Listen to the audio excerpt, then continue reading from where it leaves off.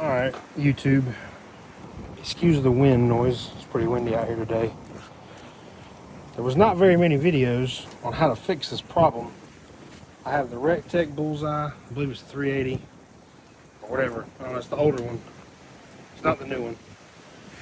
Anyway, so I let my grill get rained on, which I usually don't let happen. I actually believe we got snowed on. Anyway, my pellets were all caked up in the hopper. Now, I have vacuumed out that little trap before in an effort to get it to light better, and that's always worked great. However, long story short, this entire tube, the channel from the end of here all the way through was completely caked up. I guess it got water and it just sat in it. Anyway, after about an hour and a half of trying anything to shove down in there and getting it apart, I came up with a better idea. But before I get into that, I'll let you know kind of what I did to get to this point. So obviously I had to remove all dozen screws or whatever. Pulled the motor off the auger. There's a cotter pin that holds that on. And I had no movement. Couldn't move it back and forth at all. Hitting it with a hammer, nothing. I mean, it was locked down as tight as you could get. So what I did was I actually poured a little water in here and I leaned the grill up on the right side a little bit, not a whole lot, just enough to soften it up a little bit.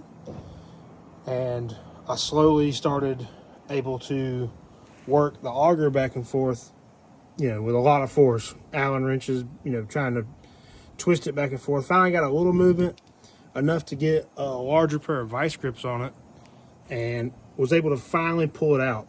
Now, when I pulled it out, I then took this hammer drill bit, and I couldn't shove it 2 inches in there. It was completely locked down.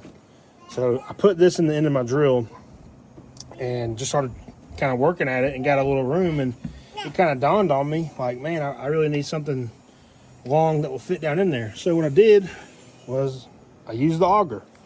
This thing fits in the drill perfect. I don't have a cameraman, so bear with me. I'll take it out the drill.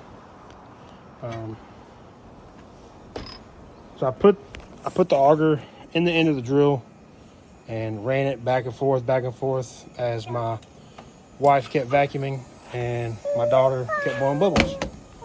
So yeah, if anybody is faced with the same dilemma I am and cannot figure out a way to get that tube cleaned out without completely taking it down to more pieces than it was assembled in, I highly suggest soften it up with a little water, get you a long drill bit of any kind, run that in there just enough to get this thing in there, and just slowly start working it back and forth, and it will come loose. So I appreciate the views.